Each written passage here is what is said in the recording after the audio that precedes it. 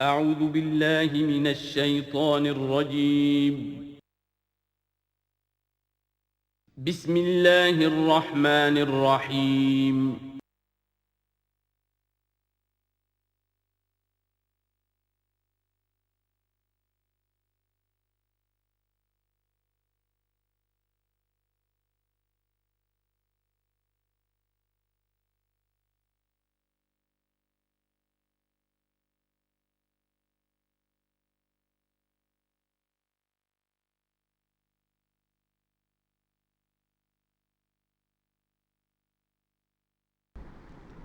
خواجہ از خون رگے مزدور سازد لال ناب، از جفائے دہ خدایاں کشت دہ کانا خراب، انقلاب ہے انقلاب۔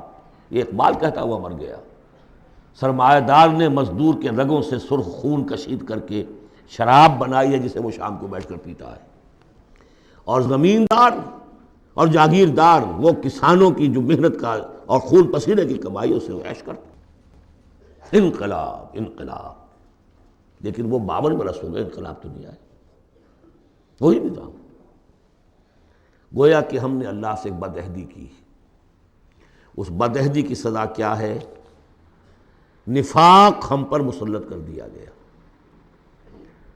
سورہ توبہ کی 3 آیات منافقین کی ایک خاص قسم بیان فرمائی، وَمِنْهُمْ مَنْ عَاهَدَ اللَّهُ، جنہوں نے اللہ سے عہد کیا تھا، لَئِنْ آتَانَا مِنْ فَضْلِهِ، اگر اللہ ہمیں فضل سے نواز دے گا، غنی کر دے گا، لَنَصَّدَّقَنَّ وَلَنَكُونَنَّ مِنَ الصَّالِحِينَ، خوب صدقہ خیرات کریں گے، بالکل نیک ہو جائیں گے۔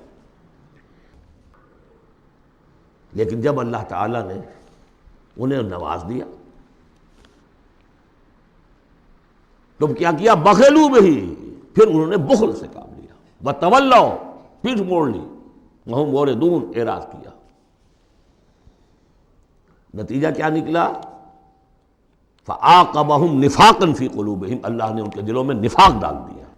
اور نفاق وہ بیماری ہے، قرآن میں کہا گیا ہے ان المنافقین فی الدرک الاسفل من النار، جہنم کے سب سے نچلے طبقے میں۔ وہی جو اشد العذاب، یوم القیامت یردون الی اشد العذاب، اگر پورے دین پر کاربند نہیں ہوگے تو قیامت کے دن شدید ترین عذاب میں جھونکے جاؤ گے۔ ان المنافقین فی الدرک الاسفل من النار، اور منافقین کے بارے میں ہم نے سورہ توبہ میں بھی آیت پڑھ لی، سورہ منافقون میں بھی پڑھ لی۔ ان کے لیے اے نبی آپ 70 مرتبہ بھی استغفار کریں گے تو میں معاف نہیں کروں گا۔ استغفر لہم او لا تستغفر لہم ان تستغفر لہم 70 مرۃ لن یغفر اللہ لہم۔ اس نفاق کی 3 شکلیں ہیں۔ نفاق باہمی، وہ ایک قوم ایک نہیں رہی، اب ڈھونڈ اب اس کو چراغ رخ زیبا لے کر، اب وہ قومیتوں میں تحلیل ہوگی، عصبیتیں، ایتھنک، لنگوسٹک، پروونشل، قوم کہاں ہے؟ تحلیل۔ نفاق باہمی، ایک نفاق کردار، جو حضور نے فرمایا کہ 3 نشانیاں ہیں منافق کی، اگر تینوں چیزیں ہوں تو وہ کٹر منافق ہے، خواہ نماز پڑھتا ہو، روزہ رکھتا ہو اور اپنے آپ کو مسلمان سمجھتا ہو۔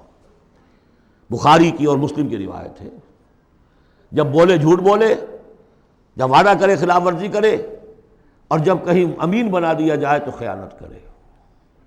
اپنے معاشرے کو دیکھ لیجئے، میں تو یہ سمجھتا ہوں کہ جو جتنا بڑا ہے یہاں اتنا ہی بڑا جھوٹا، اتنا ہی بڑا وعدہ خلاف اور اتنا ہی بڑا خائن ہے۔ اب تو اربوں کے معاملے ہوتے ہیں، وہ خیانت جو ہے وہ کوئی سینکڑوں ہزاروں کی اب نہیں ہے، ملین اور بلین کا معاملہ، الا ماشاء اللہ، سوائے اس کے کہ جو اللہ تعالیٰ نے کوئی، لیکن یہ کہ وہ ایکسیپشنز ہیں۔ اور تیسری سب سے بڑی منافقت اس وقت ہے ہمارے دستور کی منافقت۔ قرارداد مقاصد میں اللہ کی حاکمیت بھی ہے، اور اسی قرارداد مقاصد میں غیر اسلامی چیزیں بھی ہیں، اسی دستور کے اندر یہ دفعہ بھی موجود ہے۔ کوئی قانون سازی یہاں کتاب و سنت کے منافی نہیں کی جا سکتی، لیکن آپریٹو نہیں ہے۔ آپریٹو اس انداز میں ہوگی کہ آئیڈیالوجی کونسل بنا رکھی ہے، وہ دیکھتی رہے گی اور ہر سال رپورٹیں پیش کرتی رہے گی۔ رپورٹوں کا کیا حشر ہوگا، ان کی امپلیمنٹیشن گارنٹیڈ ہے یا نہیں، کوئی ذکر نہیں۔ فیڈرل سید کوڈ بنائی، 2 ہتھکڑیاں بھی پہنا دی، اس کو 2 بیڑیاں بھی پہنا دی۔ دستور پاکستان بھی تمہارے دائرے سے خارج، جو جوڈیشل لاز ہیں وہ بھی تمہارے دائرے سے خارج، فیملی لاز بھی تمہارے دائرے سے خارج، اور مالی قوانین بھی 10 سال کے لیے تمہارے دائرے سے خارج۔ اس سے بڑا مکر اور فریب اور اس سے بڑا جھوٹ اور اس سے بڑا دھوکہ کوئی نہیں ہو سکتا اسلام کے ساتھ۔ اب اس کی سزا جو ہے وہ بھگت رہے، نمبر 3، مذہبی دہشت گردی. کبھی سنی تھی اس نوعیت کی؟ کون کر رہے ہیں؟ چاہے وہ اعلی کار ہو باہر کے، ہیں تو یہاں کے، باہر والا آدمی کوئی آ کے نہیں کر رہا ہے تو یہاں کے اعلی کار بن گئے ہوں گے، وہ را کے ہوں، وہ موساد کے ہوں، کوئی بھی ہوں. لیکن یہ کہ اگر یہ مذہبی یہ تلخی نہ ہو تو یہ کور کیسے مل جائے انہیں؟ اس کے لیے آپ نوٹ کیجئے سورہ انعام کی آیت نمبر 65. اللہ نے اپنے 3 قسم کے عذاب گنوائے، جن میں بدترین عذاب یہ ہے. هو القادر، کہہ دیجئے نبی اللہ اس پر قادر ہے، ان یبعث علیکم عذابا من فوقکم، کوئی عذاب تمہارے سروں کے اوپر سے بھیج دے، او من تحت ارجلکم، تمہارے قدموں کے نیچے سے زمین پھٹ جائے، زلزلہ آ جائے، او یلبسکم شیعا، یا تمہیں گروہوں میں تقسیم کر دے، ویذیق بعضکم بعض بعض، ایک دوسرے کی طاقت کا مزہ چکھو. یہ 3rd type of punishment, divine punishment, جس کا ہم اس وقت شکار ہیں. 4تھے درجے میں معاشی اعتبار سے ملک تباہ ہو چکا ہے، دیوالا ہو چکا ہے ملک. ادھر سے پھر ایک لہر بھی شروع ہو چکی ہے جس کی خبر دی تھی. دجال جو ہے 1 سال چند مہینے کا معاملہ ہے کہ جس میں وہ پوری دنیا میں پھر جائے گا، اور رزق کے خزانوں پر اتنا قبضہ ہو جائے گا اس کا کہ جو کفر کرے گا اس کو دے گا، باقی کسی کو نہیں دے گا. اور اگر رشیا میں ہو سکتا تھا کہ ڈبل روٹی نہیں رہی تھی، وہ جو فضاؤں میں جو سب سے پہلے گیا ملک، خلاؤں میں گیا، وہاں ڈبل روٹی نہیں ملتی تھی. وہاں ایک بوڑھی عورت کا فوٹو میں نے دیکھا تھا، شدید ترین سردی میں اپنا پل اوور دے رہی ہے ایک مچھلی لینے کی. یہ حال ہوا اس ملک کا. ہمارا جو حال ہوگا اس کو اچھی طرح سمجھ لیجئے. یہ جو سورہ سبا کی آیت میں نے سنائی تھی، لَقَدْ كَانَ لِسَبَإٍ فِي مَسْكَنِهِمْ آیَةٌ، سبا قوم سبا میں بھی اللہ نے فرمایا ان کے وطن میں ہم نے ایک نشانی رکھی تھی، جنتان عن یمین و شمال، 2 جنتیں دی تھی ہم نے.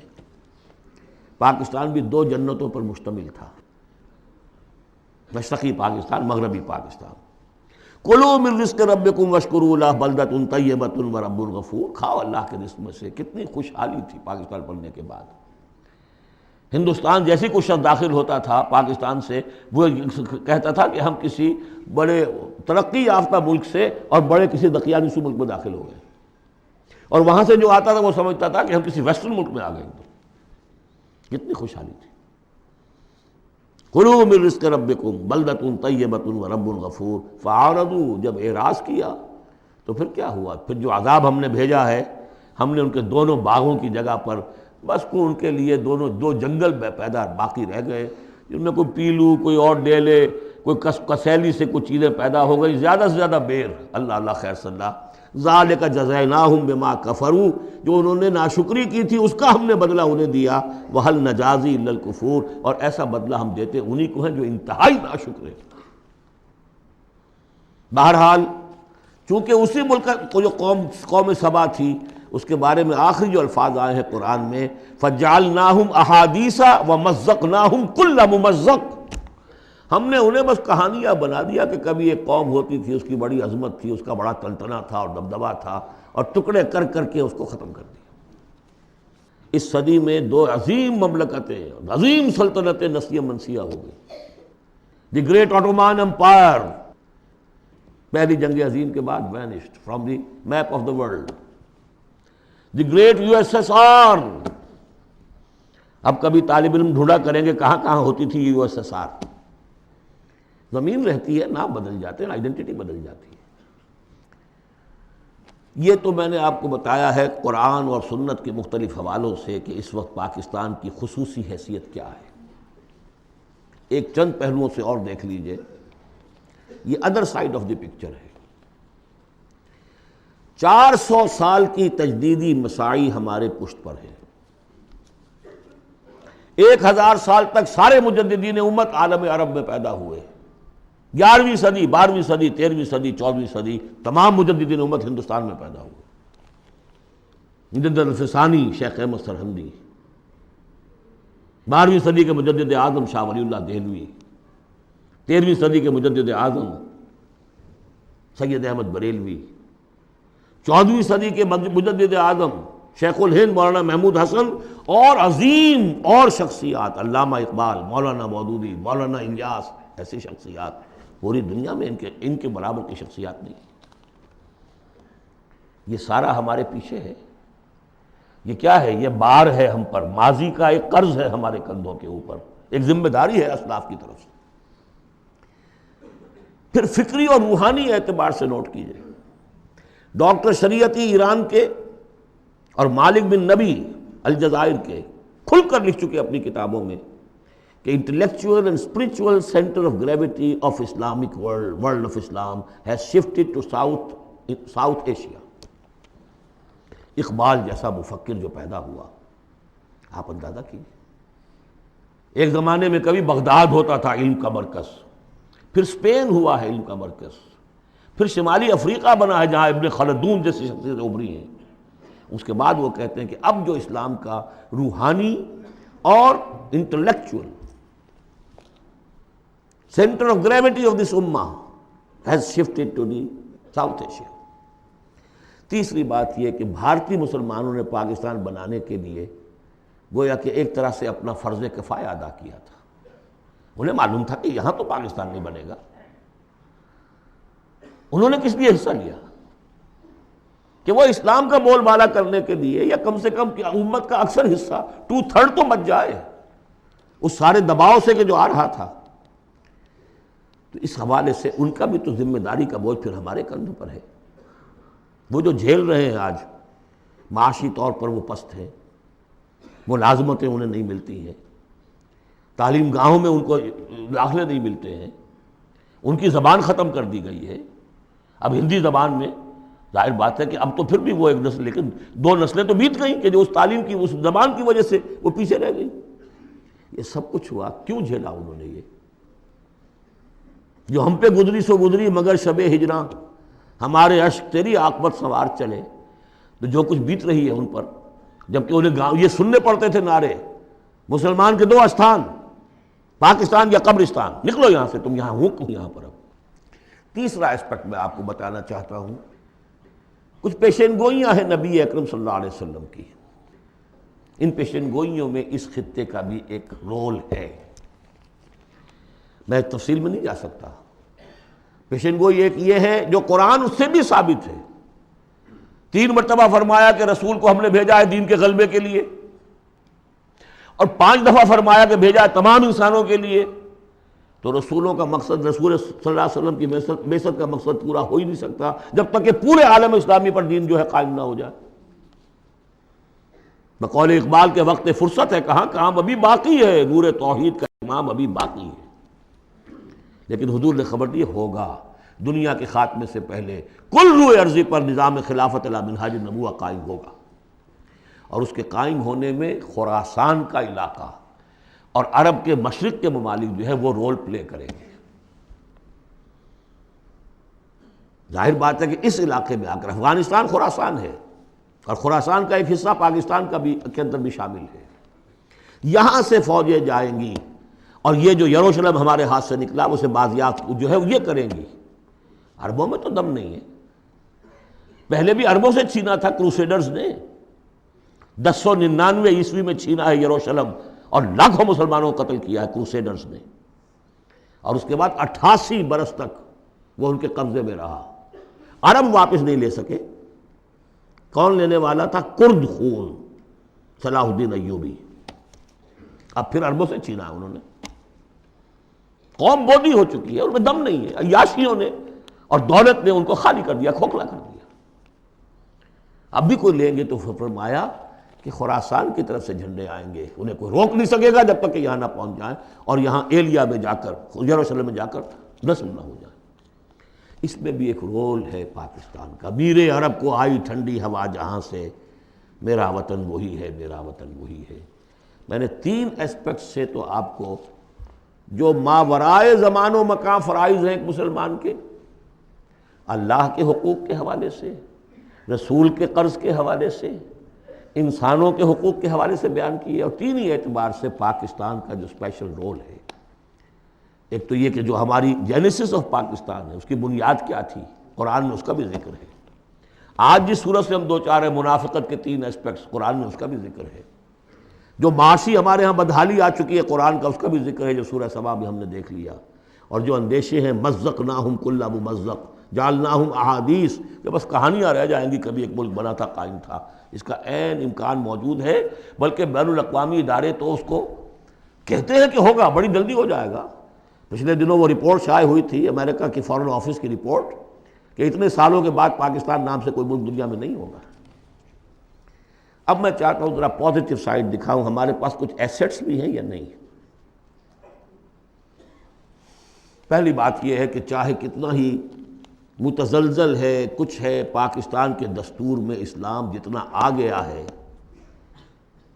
اگرچہ اس کی تکمیل جو ہے بہت مشکل ہے، لیکن اتنے حصے کو بھی نکال دینا کسی کے مائی کے لال کے لیے ممکن نہیں ہے۔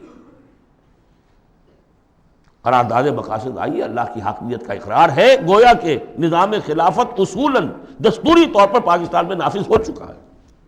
ایسے جیسے میں مسلمان ہوں، چاہے میں عمل نہیں کر رہا اسلام پر، مسلمان ہوں، ہمارا ہر شخص مسلمان ہے چاہے وہ عمل نہیں کر رہا ہے، اسی طرح پاکستان مسلمان ملک بن گیا ہے جب اس نے کہا sovereignty belongs to him and not to us۔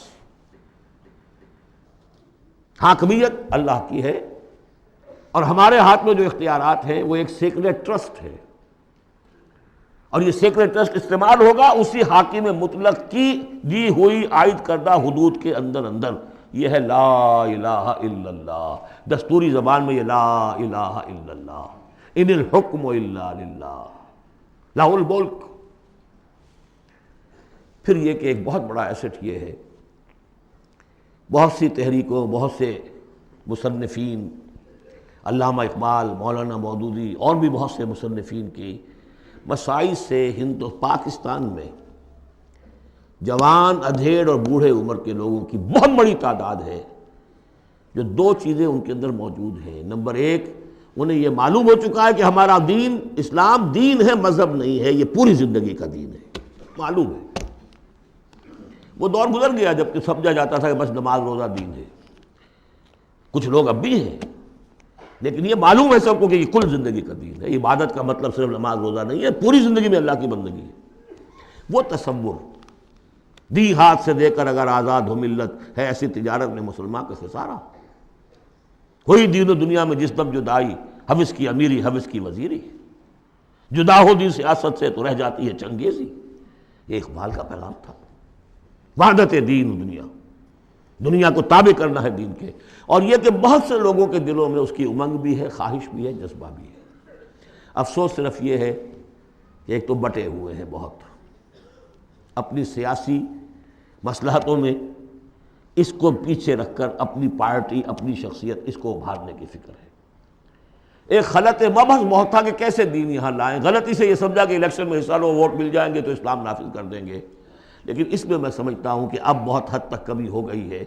تمام مذہبی جماعتیں یہ سمجھ چکی ہیں الیکشن کے ذریعے سے یہاں کچھ نہیں ہو سکتا، اسلام نہیں آ سکتا۔ تیسرے یہ کہ ایک عظیم قرآنی تحریک الحمدللہ اس ملک کے اندر قائم ہوئی اور چلی۔ کبھی سنا تھا؟ اپنے بڑوں سے پوچھ لیجئے، کبھی 6 گھنٹے بھی نماز تراویح کے لیے لوگ کسی مسجد میں رہے؟ پورا قرآن کا ترجمہ، درس قرآن کی محفلیں، 500 700 آدمی جمع ہیں، جبکہ کوئی سیاسی نعرہ نہیں، کوئی اختلافی بات نہیں۔ جو لوگ رہے یہاں پر 25 دن، جنہوں نے مجھے سنا ہے، کہیں کوئی اختلافی فرقے وارانہ کوئی بات؟ قرآن ایز سچ، قرآن سمجھو۔ یہ تحریک جو ہندوستان میں شروع ہوئی تھی شاہ ولی اللہ دہلوی سے، الفوز الکبیر انہوں نے لکھی، قرآن کا ترجمہ فارسی میں کیا، ان کے 2 بیٹوں نے اردو میں اس سے پہلے ترجمہ کرنا گناہ سمجھتے تھے لوگ۔ آج بھی بعض لوگ ہیں جو ترجمہ پڑھنے کو گناہ سمجھتے ہیں، بس قرآن پڑھو اور ثواب حاصل کر لو۔ ہے بہت بڑی جماعت بھی ہے جو یہ کہتی ہے۔ مسئلہ پوچھنا تو عالم دین سے پوچھ لو، تم خام کا ترجمہ کیوں پڑھتے ہو؟ تمہارے ذہن میں شکوک و شبہات پیدا ہو جائیں گے، بس پڑھو اور پڑھ کے ثواب لو۔ یہ شاہ ولی اللہ نے جب فارسی میں ترجمہ کیا، انہیں قتل کرنے کی سازش ہو چکی تھی، اس نے اتنا بڑا جرم کیا، اتنا بڑا گناہ کیا۔ بلا لیے گئے تھے سرحد کے علاقے سے پٹھان قتل کرنے کے لیے، اور مسجد جو فتح پور کی ہے دہلی کی، جو چاندنی چوک کے ایک سرے پر ہے، وہاں درس حدیث دیتے تھے عصر کے بعد، اور اس کے بعد وہ نکل رہے تھے مسجد میں، باہر وہ کھڑے ہوئے تھے قتل کرنے کے لیے، لیکن کچھ اللہ نے ایسی ہیبت ڈال دی اس وقت ان کے دل پر، کوئی ایسی ان کی شخصیت کا اثر پڑا، وہ حملہ نہیں کر سکے۔ بہرحال یہ تحریک شروع کی انہوں نے، قرآن کو ایک اوپن کتاب بنایا، کھلی کتاب، پڑھو اس کو، سمجھو اس کو۔ لیکن الحمدللہ اس کا اگر یہ ملک نہ بنتا تو شاید یہ تحریک ایسی آپ کو یہاں نظر نہ آ سکتی۔ مواقع ملے ہیں ہمیں، اللہ نے ہمیں سہولتیں دی ہیں۔ آپ کو معلوم ہے کتنے مہینے تک ہر ہفتے الہدیٰ کا پروگرام جو ہے پورے ملک میں، جو یوں سمجھیے کہ نیشنل حکم پر ایک ہی وقت میں، اور وہ ٹیلی کاسٹ ہوا۔ غلغلہ ایک پیدا ہو گیا تھا کہ نہیں اسلام کی قرآن مجید کا، اگرچہ یہ کہ بر وقت جو ہے اس ملک کے اندر جو مغربیت کے پرستار ہیں، جلدی انہیں ہوش آ گیا کہ یہ تو طوفان جو ہے ہمارے لیے مصیبت بن جائے گا، تو اس کے لیے جو بھی کیا وہ آپ کو معلوم ہے۔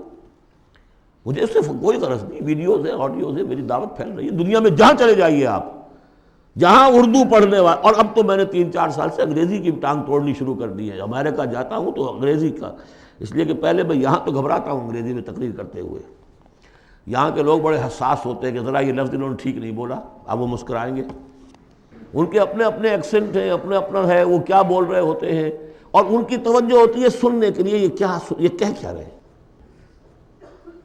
تو الحمدللہ کہ اب تو میں جاتا ہوں تو 1.5 مہینے میں ایک دفعہ، پچھلی مرتبہ میری ایک تقریر اردو میں ہوئی ایک جگہ پر، باقی سب انگریزی میں، پورا یہ میسج انگریزی میں جا چکا ہے، عربوں کو، لوکل وہاں کے افرو امریکنز کو، پھر وہاں سے ہو کر مختلف، وہ تو نرس سینٹر ہے امریکہ اس وقت، وہاں سے جہاں جہاں وہ چیز پہنچ رہی ہے، تو اب اس کا کوئی نتیجہ انشاءاللہ نکلے گا، اور اس کا مرکز اللہ نے اس ملک کو بنایا۔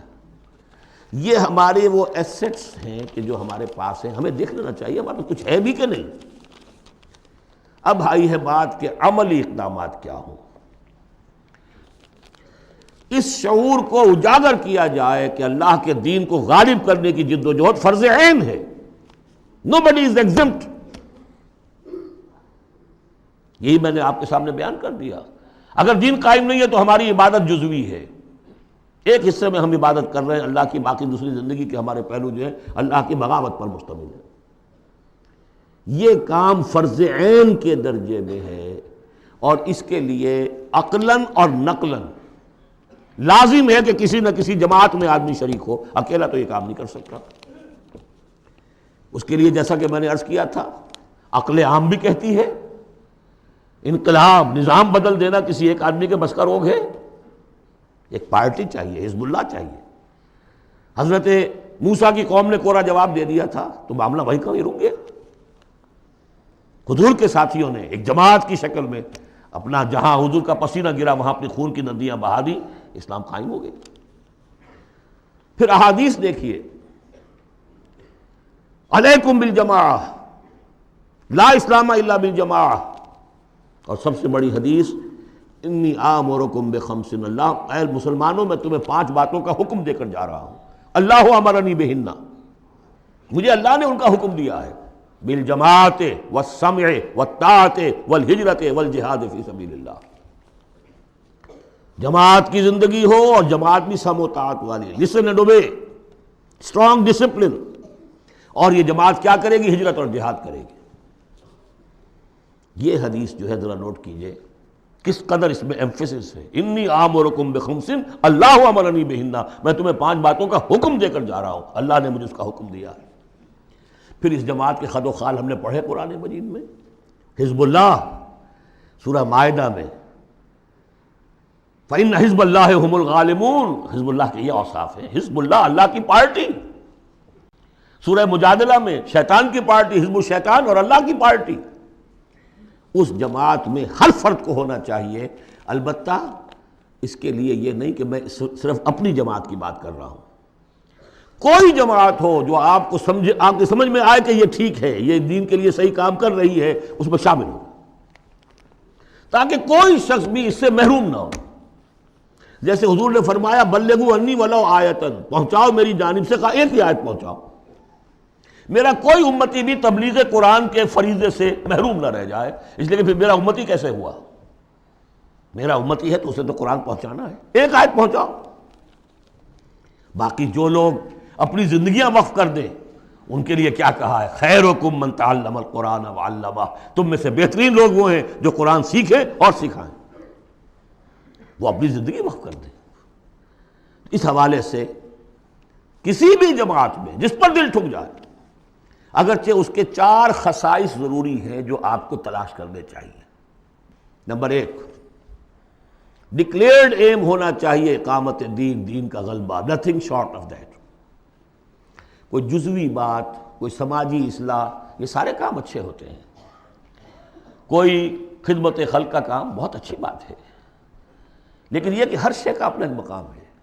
جماعت ہونی چاہیے جس کا مقصود ہو اللہ کے دین کا غلبہ، اقامت دین کہہ لیں اسے، غلبہ دین کہہ لیں، نظام خلافت کا قیام کہہ لیں، حکومت الہیہ کا قیام کہہ لیں، لیکن ڈکلیئرڈ ایم ہونا چاہیے۔ ان اصطلاحات میں سے کوئی استعمال کر لیجیے۔ نمبر 2، وہ ڈسپلنڈ ہونی چاہیے، سمع و طاعت، آمرکم بخمس اللہ امرنی بہن بالجماعت والسمع والطاعت، ہجوم نہیں، منظم، ایک امیر سے ان کا عہد ہو اطاعت کا۔ نمبر 3، اسے اپنا طریقہ کار کلیئرلی اسپیل آؤٹ کرنا چاہیے کہ ہم کس نہج سے یہ کام کرنا چاہتے ہیں۔ ایسے ہی مبہم سے نعرے لگا کر اور لوگوں کو صرف وقتی جوش دلا کر تو یہ نہیں، معلوم ہونا چاہیے طریقہ کار کیا ہے، اور وہ طریقہ کار انہیں دکھانا چاہیے کہ یہ ہم نے سیرت النبی سے، اس لیے کہ ماڈل وہ ہیں ہمارے لیے، اس سے اخذ کیا ہے۔ اس کے لیے میں آپ کو حدیثیں اگر سناؤں، امام مالک رحمۃ اللہ علیہ کا قول سنا دوں پہلے، لن یصلح آخر هذه الامہ الا بما صلح به اولها، اس امت کے آخری حصے کی اصلاح نہیں ہو سکے گی مگر ٹھیک اسی طریقے پر جس میں پہلے حصے کی اصلاح ہوئی تھی۔ وہ سیرت النبی سے دیکھیے۔ اور چوتھی بات یہ ہے کہ اس کی قیادت کو ٹھوک بجا کر دیکھ لینا چاہیے جتنا بھی ممکن ہے۔ باقی یہ کہ آپ کسی کے دل میں نہیں اتر سکتے، لیکن دیکھ لینا چاہیے whether they practice what they say، ان کے گھریلو نظام کیسا ہے، انہوں نے اپنے گھر میں دین نافذ کیا، ان کی معاش کیا ہے، وہ ہے شریعت کے دائرے میں۔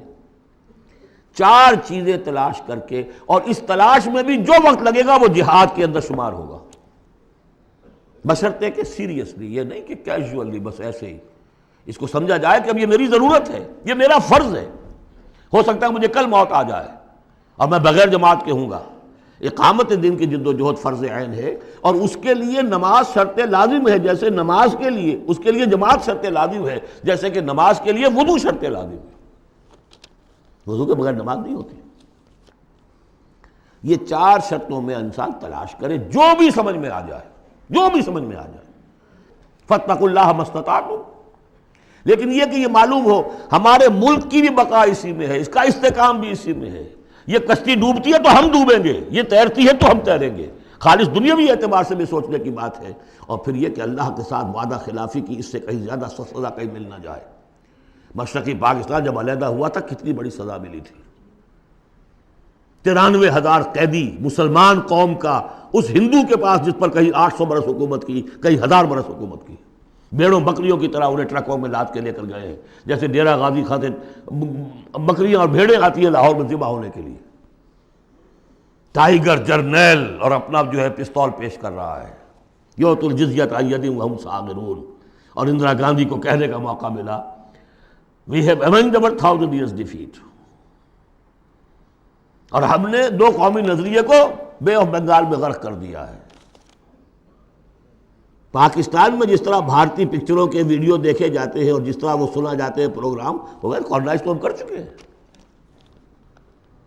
Bharat has already colonized Pakistan, culture پر قبضہ انہوں نے کر لیا ہوگا تو بتایا کیا گیا آپ کے پاس؟ یہ سونیا گاندھی کا بیان تھا۔ تو غور کر لیجئے، ایک کام یہ کہ ہر شخص لگے سوچے یہ میری زندگی اور موت کا مسئلہ ہے، یہ میرے دین کا فرض عین ہے، یہ میرے اللہ کا حق ہے، یہ مجھ پر میرے رسول کا حق ہے، یہ مجھ پر پوری نوع انسانی کا حق ہے، یہ مجھ پر میرے وطن کا حق ہے، میرے ملک کا حق ہے، میری 400 برس کی تاریخ کا حق ہے، اور جو بھی خبریں دی ہیں محمد الرسول اللہ صلی اللہ علیہ وسلم، ان سے بھی میرے اندر یہ جذبہ پیدا ہو جانا چاہیے کہ ان کی صداقت کو ثابت کرنے کے لیے تن من دھن لگا دوں۔ اب میں چند باتیں عرض کروں گا۔ جو میں نے کہا کہ یہ تو ہے کوئی جماعت آپ تلاش کریں، اور اس کے بعد بھی انسان آنکھیں کھلی رکھے، کان کھلے رکھے، غور کرتا رہے۔ ہے جستجو کے خوب سے ہے خوب تر کہاں، آج شروع تو کر دینا، کسی میں شریک ہو جائے۔ اس میں یہ بات بھی عرض کر دوں کہ میرے نزدیک جماعت کی بنیاد جو ہے مسنون اور منسوس اور معصور وہ ہے بیعت کا نظام۔ لیکن اگر بیعت کا نظام نہ بھی ہو اور وہ صرف دستوری جماعت ہو، وہ بھی مباح ہے، جماعت کے حق میں ہے، بشرطے کہ اس کا ڈسپلن مضبوط ہو۔ وہ چار آنے والی ممبری والی جماعتیں سیاسی جماعتیں ہوتی ہیں، وہ جماعت جس کا ڈسپلن ہو، جس کا اخلاقی ایک معیار ہو۔ اب میں ذرا چند باتیں آپ سے عرض کر دوں۔ 65 سے میں نے اپنے مشن کا آغاز کیا تھا۔ پہلا میرا کام تھا دعوت رجوع القرآن کا، جو آج تک چل رہا ہے۔ ایسا نہیں ہوا ہے کہ میں نے کوئی قدم اگلا ہٹایا ہو تو اس کام کو چھوڑ دیا ہو۔ اس ضمن میں چاہوں گا کہ جو حضرات بھی جاننا چاہیں کہ اس میں کیا کچھ ہوا ہے، کس طور سے ہوا ہے، اس کا صغرا کبرا کیا ہے، اس کا پس منظر کیا ہے، اس کا ریشنلے کیا ہے، وہ میری ایک کتاب ہے دعوت رجوع القرآن کا منظر اور پس منظر۔ یہ کتاب مطالعہ کریں جن صاحب کو بھی میرے کام کے اس پہلی شق سے کوئی دلچسپی ہے۔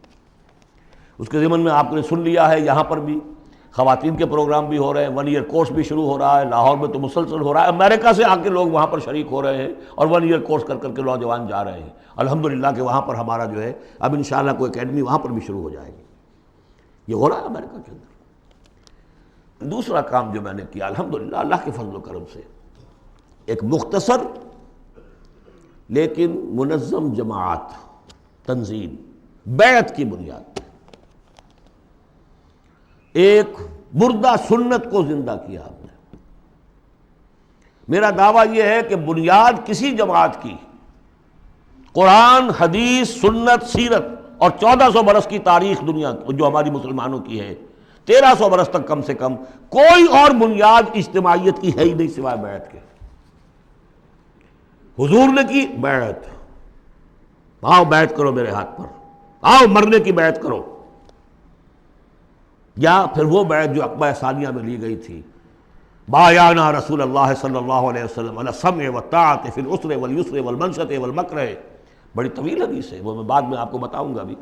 ہم نے اسی کو اخذ کیا ہے، اختیار کیا ہے، تنظیم اسلامی میں شمولیت کے لیے جو بیعت ہے وہیں سے لی ہے۔ بہرحال ہم نے اس پر ایک جماعت مرتب کر دی ہے، ڈھانچہ بنا دیا ہے، نظام العمل بنا دیا اس کا۔ یہ نہیں ہے کہ بیعت کا مطلب یہ کہ اب آپ کو کچھ کہنے کا حق ہی نہیں، لا حول ولا قوت۔ حضور سے لوگ اختلاف کر لیتے تھے، حضور نے فرمایا تھا غزوہ بدر میں کہ کیمپ یہاں لگا دو، لگا دیا گیا۔ پھر کچھ لوگوں نے کہا کہ حضور اگر تو یہ وحی سے ہے تو ٹھیک ہے، سر آنکھوں پر، اگر آپ کی ذاتی رائے تو اجازت ہو تو ہم کچھ عرض کریں۔ فرمایا ہاں کہو، کہ ہمارا جو تجربہ ہے جنگی تجربہ، اس کی روح سے وہاں پر کیمپ ہو تو اچھا۔ فرمایا اٹھاؤ، اکھاڑو کیمپ یہاں سے لگا دو۔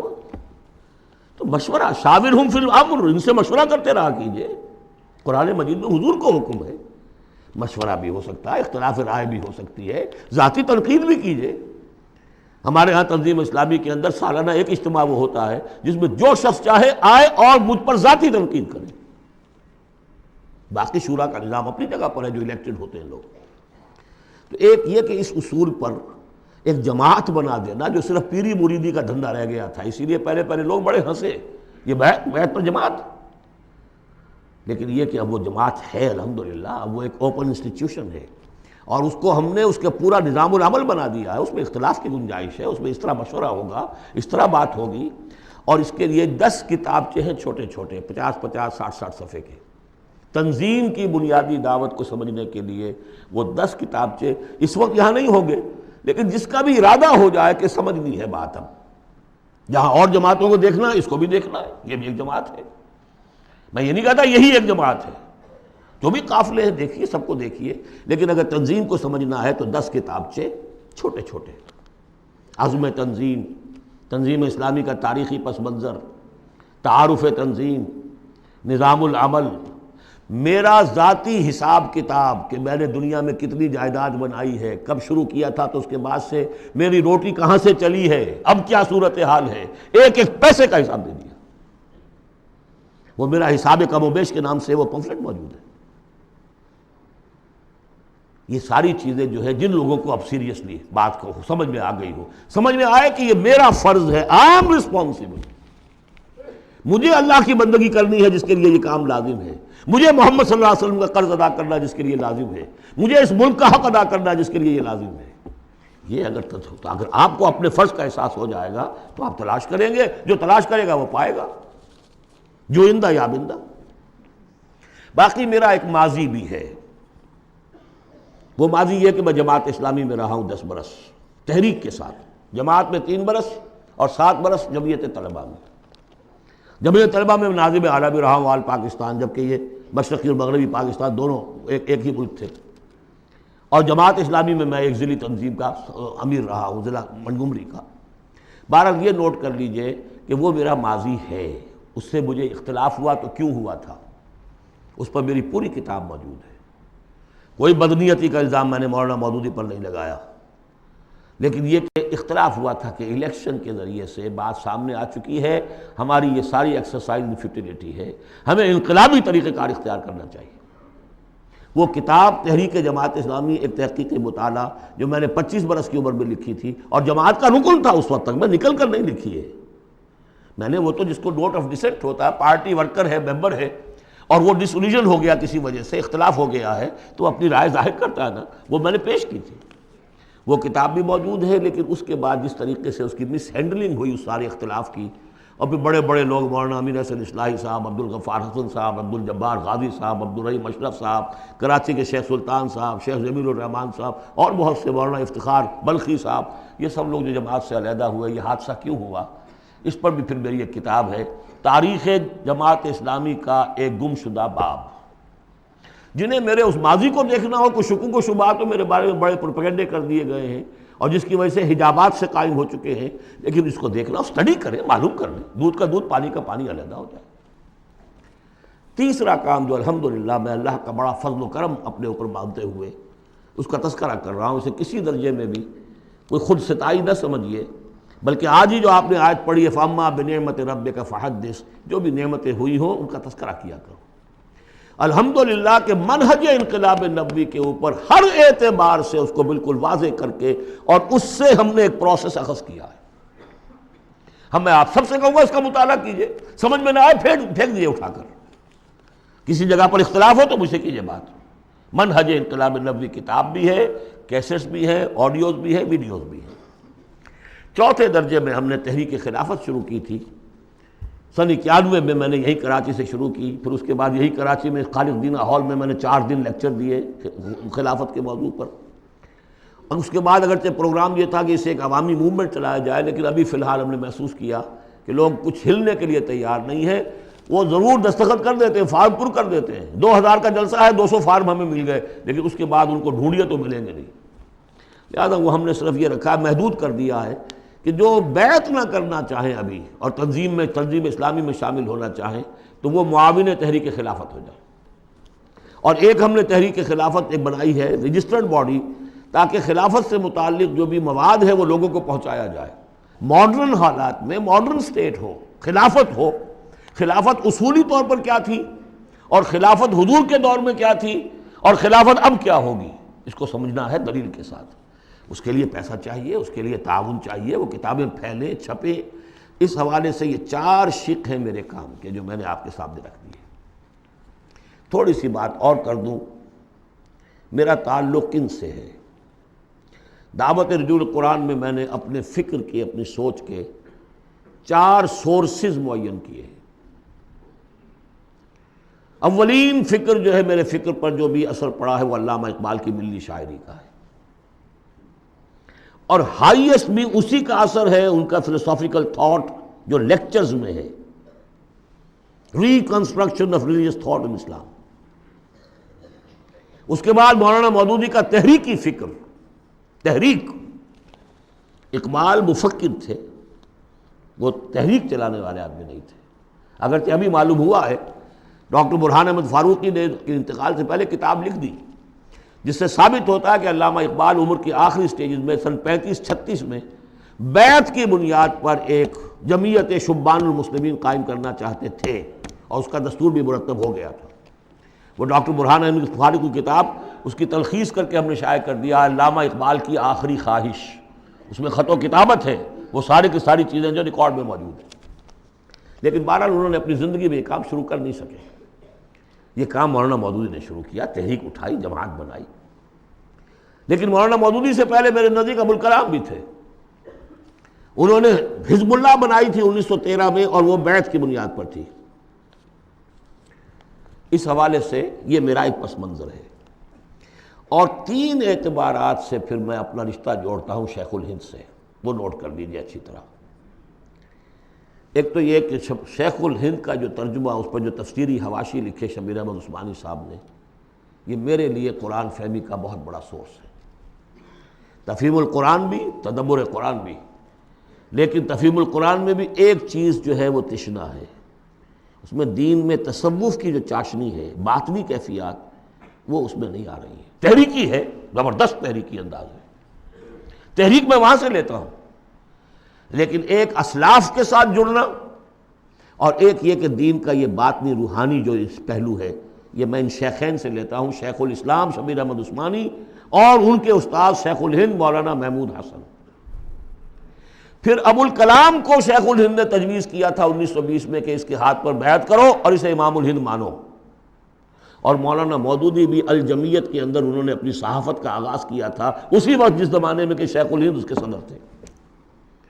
یہ سارے حقائق جو اس وقت بالکل نگاہوں سے چھپے ہوئے ہیں، یہ میری ایک کتاب ہے جماعت شیخ الہند اور تنظیم اسلامی، اس میں تفصیل کے ساتھ موجود ہے۔ یہ میں صرف اس لیے بتا رہا ہوں کہ جس کو بھی ان 25-26 دنوں کے اندر کوئی بھی تعلق خاطر قائم ہوا ہو، جو سیریسلی سوچنے کو تیار ہو، وہ ان چیزوں کا مطالعہ کرے۔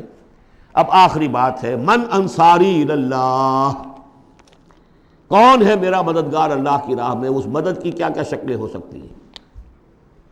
سب سے پہلے تو یہ جو میرے فکر سے متفق ہو گئے، جو طریقہ کار ان کے سامنے آیا ہے اس کو انہوں نے مان لیا، اگر وہ مجھ سے واقف بھی ہیں اور مجھ پر اعتماد بھی کر سکتے ہیں تو تاخیر نہ کریں اور بیعت کریں اور تنظیم اسلامی میں شامل ہو جائیں۔ اس بیعت کی وضاحت میں ابھی اس حدیث کی روح سے کروں گا بعد میں۔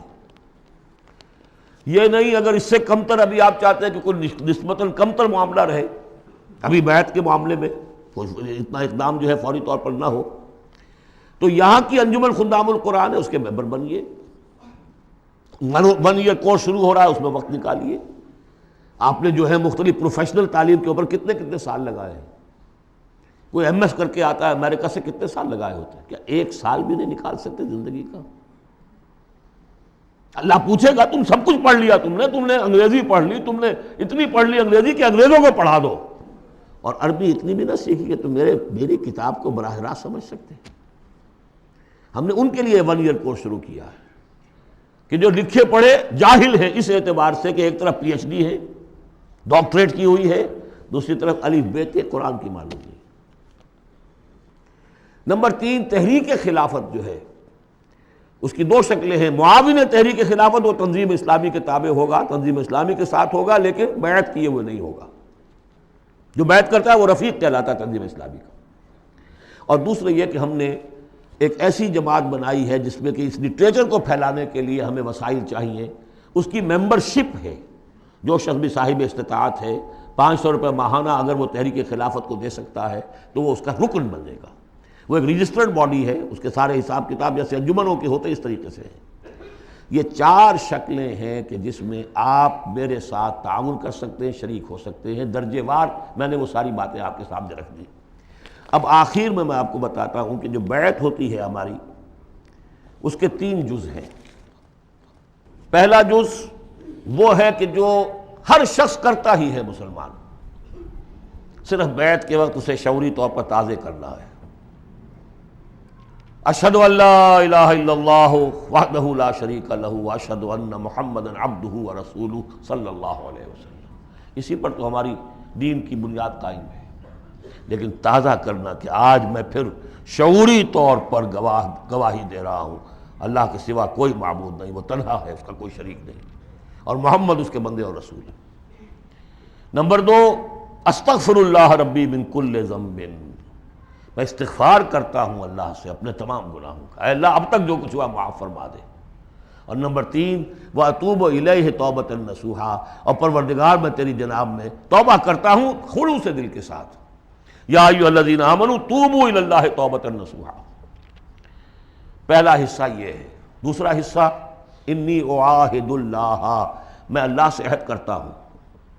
یہ اللہ سے عہد ہے، بیع و شراء اللہ کے درمیان اور بندے کے درمیان ہے. ان اللہ اشتری من المؤمنین انفسهم واموالهم بان لهم الجنہ، جنت اس کے پاس ہے، وہ آپ کو دے گا. آپ سے وہ جان اور مال مانگ رہا ہے. وہ بیع کیا ہے؟ انی اعاہد اللہ، میں اللہ سے عہد کرتا ہوں. ان اہجر کل ما یکرہہ، ہر اس چیز کو چھوڑ دوں گا جو اسے پسند نہیں ہے. وَأُجَاهِدَ فِي سَبِيلِهِ جُهْدَ اسْتِطَاعَتِي، اور اپنی مقدور بھر اس کی راہ میں جہاد کروں گا. اس کے معنی کیا ہے؟ انفق مالی وابذل نفسی، اپنا مال بھی خرچ کروں گا، جان بھی، وقت بھی صرف کروں گا. لِإِقَامَتِ دِينِهِ وَإِعْلَاءِ كَلِمَتِهِ، اس کے دین کو قائم کرنے کے لیے اور اس کے کلمے کی سربلندی کے لیے. اب تیسرا حصہ آیا، وَلِأَجْلِ ذَلِكَ، اس مقصد کے لیے أُبَايِعُكَ، میں آپ سے بیعت کرتا ہوں. یہاں سے اب وہ حدیث شروع ہو رہی ہے، أُبَايِعُكَ عَلَى السَّمْعِ وَالطَّاعَةِ، لیکن یہ کہ اس میں ایک لفظ کا اضافہ کیا، فی المعروف، آپ کا ہر حکم سنوں گا اور مانوں گا بشرطے کہ شریعت کے خلاف نہ ہو، within the parameters of sharia. حضور سے جو بیعت کی تھی اس میں یہ الفاظ نہیں تھے، سمع و طاعہ، اس لیے کہ حضور غلط حکم دے ہی نہیں سکتے، معصوم تھے، جو حکم دیں گے مانیں گے. بایعنا رسول اللہ صلی اللہ علیہ وسلم علی السمع والطاعہ، بس ہم نے اس میں اضافہ کیا علی السمع والطاعۃ فی المعروف، شریعت کے دائرے کے اندر فی العسر والیسر. اگر یہ شریعت کے دائرے کے اندر ہے تو چاہے مشکل ہے اور چاہے آسان مانیں گے. والمنشط والمکرہ، چاہے ہماری طبیعتیں آمادہ ہوں اور چاہے ہمیں اپنی طبیعتوں پر جبر کرنا پڑے مانیں گے. وعلی اثرۃ علینا، اور چاہے ہم پر آپ دوسروں کو ترجیح دے دیں، ہم یہ نہیں کہیں گے کہ ہم پرانے ساتھی ہیں، آپ نے نو وارد کو امیر بنا دیا، نہیں. اٹس یور پریروگیٹو، یہ آپ کا اختیار ہے، جس کو چاہیں آپ بنائیں، ہم پر کسی کو ترجیح دے دیں. دیکھیے کس طرح باریک بینی سے جماعتی زندگی میں فتنے اٹھنے کے دروازے جو ہے سب ایک ایک کر کے حضور نے بند کیے. وَعَلَىٰ لَا نُنَازِلُ الْأَمْرَ أَهْلَهُ، اور جنہیں آپ امیر بنا دیں گے ان سے جھگڑیں گے نہیں، ان سے بھی تعاون کریں گے، ان کی اطاعت کریں گے. حضور نے فرمایا من اطاعنی فقد اطاع اللہ ومن عصانی فقد عصی اللہ، جس نے میری اطاعت کی اس نے اللہ کی اطاعت کی، اور جس نے میری نافرمانی کی اس نے اللہ کی نافرمانی کی. ومن اطاع امیری فقد اطاعنی ومن عصا امیری فقد عصانی، جس نے میرے مقرر کردہ امیر کی اطاعت کی اس نے میری اطاعت کی، اور جس نے میرے معین کردہ امیر کی مخالفت کی یا اس کی نافرمانی کی اس نے میری نافرمانی کی. اور آخری بات، وَعَلَىٰ أَن نَّقُولَ بِالْحَقِّ أَيْنَمَا كُنَّا لَا نَخَافُ فِي اللَّهِ لَوْمَةَ لَائِمٍ، ہم جہاں کہیں بھی ہوں گے حق بات ضرور کہیں گے، مشورہ دیں گے، صحیح دیں گے. اب اپنی بات جو ہے ودہولڈ نہیں کریں گے، اپنے اوپینینز کو روکیں گے نہیں، حق بات کہیں گے، اپنی بات کہہ کر پھر ہم فارغ ہوں گے. اس کے بعد یہ کہ جو فیصلہ امیر کا ہوگا اس کے مطابق اطاعت ہوگی. یہ بیعت ہے. اور اب آخر میں نے جو آیتیں شروع میں پڑھی تھی، درمیانی آیت کا ترجمہ تو میں نے کر دیا تھا، اس سے پہلے کی دو آیتیں اور اس کے بعد کی دو آیتوں کا ترجمہ اور سن لیجئے.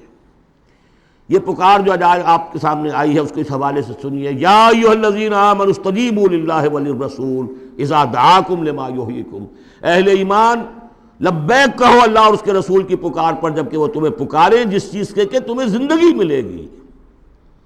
بظاہر موت نظر آتی ہے غزوہ بدر سے پہلے، لیکن اس سے زندگی مل رہی ہے. وَاعْلَمُوا أَنَّ اللَّهَ يَحُولُ بَيْنَ الْمَرْءِ وَقَلْبِهِ، اور اگر حق کے واضح ہو جانے کے بعد انسان اسے قبول نہ کرے تو ایک وقت آتا ہے اللہ حائل ہو جاتا ہے بندے کے اس کے دل کے درمیان. وَأَنَّهُ إِلَيْهِ تُحْشَرُونَ، اور پھر اسی کی طرف تم جمع کر دیے جاؤ گے. وَاتَّقُوا فِتْنَةً لَا تُصِيبَنَّ الَّذِينَ ظَلَمُوا مِنكُمْ خَاصَّةً، اور ڈرو اس عذاب سے، اس فتنے سے جب آئے گا تو صرف گناہگاروں کو لپیٹ میں نہیں لے گا، گندم کے ساتھ بھس نہیں پسے گا، گل بھی پسے گا. وَاعْلَمُوا أَنَّ اللَّهَ شَدِيدُ الْعِقَابِ، اور جان لو اللہ سزا دینے میں بہت سخت ہے. پھر وہ آیت آئی تھی وَاذْكُرُوا، ذرا یاد کرو، إِذْ أَنْتُمْ قَلِيلٌ مُسْتَضْعَفُونَ فِي الْأَرْضِ تَخَافُونَ أَنْ يَتَخَطَّفَكُمُ النَّاسُ فَآوَاكُمْ وَأَيَّدَكُمْ بِنَصْرِهِ وَرَزَقَكُمْ مِنَ الطَّيِّبَاتِ لَعَلَّكُمْ تَشْكُرُونَ. اور اس کے بعد کی دو آیات، یا ایھا الذین آمنوا لا تخونوا اللہ والرسول، اللہ اور اس کے رسول سے خیانت مت کرو، جو وعدہ کیا ہے سمعنا وَأَطَعْنَا اس کو پورا کرو. وَتَخُونُوا أَمَانَاتِكُمْ، اپنی امانتوں کے اندر بھی خیانت نہ کرو. اور جان لیجئے ہمارے پاس یہ پاکستان سلطنت خدا داد سب سے بڑی امانت ہے اس وقت. وَاعْلَمُوا أَنَّمَا أَمْوَالُكُمْ وَأَوْلَادُكُمْ فِتْنَةٌ، اور جان لو تمہیں یہی ڈر ہے، اولاد اور مال صرف یہی روکتے ہیں، یہی بیڑیاں پڑی ہیں۔ وَاعْلَمُوا أَنَّمَا أَمْوَالُكُمْ وَأَوْلَادُكُمْ فِتْنَةٌ، جان لو کہ تمہارے اموال اور اولاد تمہارے لیے فتنہ ہے۔ وَأَنَّ اللَّهَ عِندَهُ أَجْرٌ عَظِيمٌ، اور یقیناً اللہ ہی کے پاس اجر عظیم ہے۔ بارک اللہ لی ولکم فی القرآن العظیم ونفعنی وإیاکم بالآیات والذکر الحکیم۔